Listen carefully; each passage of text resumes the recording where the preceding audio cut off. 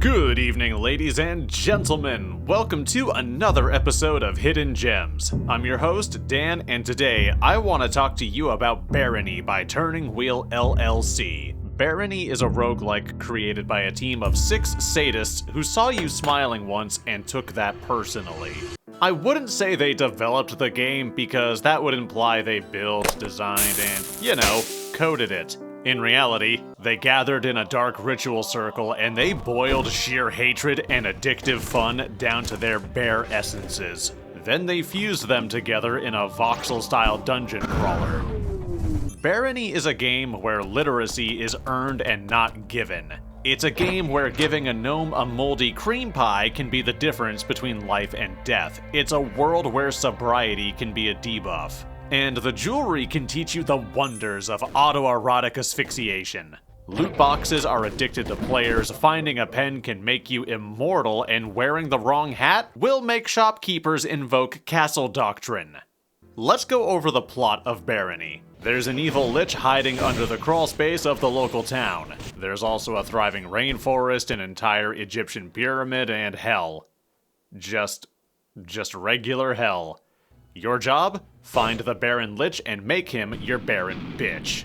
And that's about it. There's actually a lot more, but that involves reading these books that take up space in my inventory. The game plays like a hack and slash, except you're a small, fragile bean that needs to be afraid of everything. You can attack, block, cast spells, and use items. But otherwise, the actual combat in this game is pretty bare bones, and that's fine. It does what it needs to. It lets you feel like you can fight back against the forces of darkness. You get a sense of control over the way things are gonna go in the mines until a large rock falls down and ends your run. Also, you're not alone down there. You'll find people you can recruit, eventually building up a party, giving yourself some very much needed bullet sponges. They're mentally inept, and they can't function properly without running into the nearest death trap. And if you're not playing either a human or an automaton, you're gonna find out that the dungeon never left the Jim Crow era. In this game, playing smart is important. Taking needless risks is a fast way to get yourself killed, and like with most roguelikes, patience is a virtue, until it isn't. And if you die, you'll find yourself starting all the way back at the very beginning of the game. Nothing carries over, and you start at square one. If you ever wondered why each floor feels small and doesn't take very long to get through, this is why. You're punished for failure, but not to the point that you don't want to try anymore. And because misery loves company, you don't have to brave this dungeon by yourself. This game supports up to 4-player co-op. This makes the game both 25% harder and easier at the same time, while making it 90% funnier. No idea where you are. Look at your mini-map. Oh, there's a mini-map. Oh, Jesus Christ, Hydra. Here, have a bottle of fruit juice. Actually, no. Here, have a bottle of silly juice. Hell yeah, time to fight these little people. Yep, you good. You do that, buddy. I'll be right back here. Every piece of equipment you find has levels of durability and a tier of bonuses. They can be blessed, normal, or cursed. This extends to every single item you'll find in the game. Some madman out there wrote an entire fanfic about goblins, and they decided that wasn't cursed enough on its own. Read a cursed spellbook, you learn -1 spells. Eat a cursed piece of food, enjoy getting hungrier. And if you equip a cursed piece of gear, you can't unequip it until it breaks or you manage to remove the curse somehow. Magic comes in a variety of flavors and does a variety of things. Early game, you'll find it does unbelievable damage. Late game, your bare hands might actually hit harder than it. But we don't train our magic for the damage. We train our magic because it lets us completely break the game by letting us heal, fly, or literally destroy the map. If you max out your casting skill, you can learn and cast Force Bolt at will for free to do a bit of damage before getting into combat. If you max out your magic skill instead, you can kill yourself by pressing F. And of course, you'll need a character to use all of these skills and equipment. And Barony has plenty of options to pick from. Every character has a race and a class. Your adventurer could be a human, a fascist robot, an illiterate greenskin, or a Floridian. Your race can give bonuses to your abilities and drastically alter your playstyle. For example, a human gains no bonuses to anything, but they also get no penalties either. Whereas a skeleton doesn't need to eat, can barely swim, and gets to learn the hard way that the merchants reserve the right to refuse service. Classes are simultaneously pointless and amazing. Barring a few exceptions, every class more or less plays the same aside from starting gear and starting skill levels. Your class will dictate how your stats increase each time you level, but otherwise, they're not that important.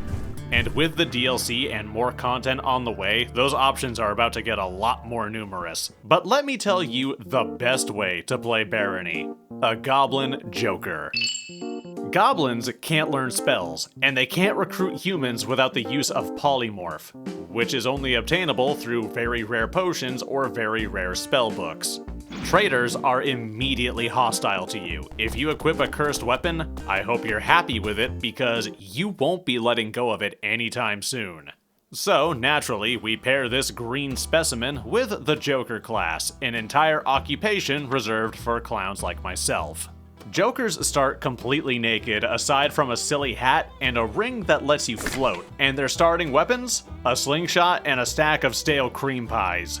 They have a spell book that lets you cast Confusion, which is one of the worst starting spells in the game. Why? Because it costs just over half of your max mana to cast. Its only use is to make enemies infight, which requires you to have more than one of them attacking you at once. Add in the fact that your slingshot can't pierce even the lightest armor, and you might wonder why you'd ever pick this build. Because it's a lot of fun. Jokers don't have fixed stats that they level like all the other classes. Every time they level up, 3 stats are chosen at random to improve. And every time a goblin gains a level with a melee skill, they gain a level with every melee skill. Meaning that by the time you reach late game, you'll be a master with every melee weapon in the game with stats that outpace nearly every other class. Assuming you can make it past the first floor. This game is a ton of fun, and the DLC, it's worth every penny. It's a great way to trick my friends into hanging out with me, only for them to explode violently every time they load into a level. Because they don't know I enabled friendly fire.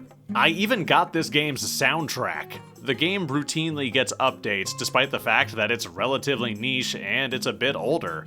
It's a fantastic use of $20, especially for the amount of hours I've spent playing it. However, I do have some criticism. First, there's nothing to do with a character once a run is finished. The game ends and so does my joy.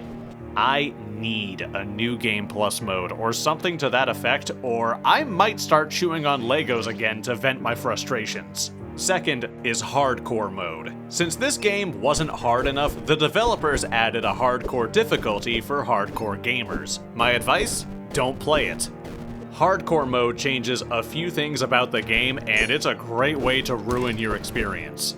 Enemies get nearly double their max HP, and they do drastically more damage. Weapon durability is increased, and that's it. Yes, every monster in the game becomes a wall of HP that can two-shot you and takes forever to kill until the later levels. This is by far my least favorite way a game can do difficulty.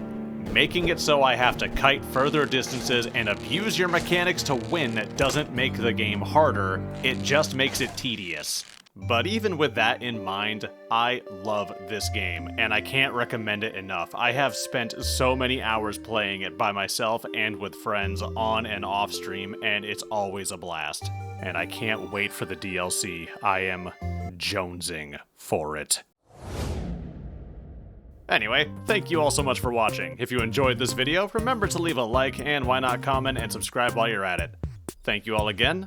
I'll see you all next time.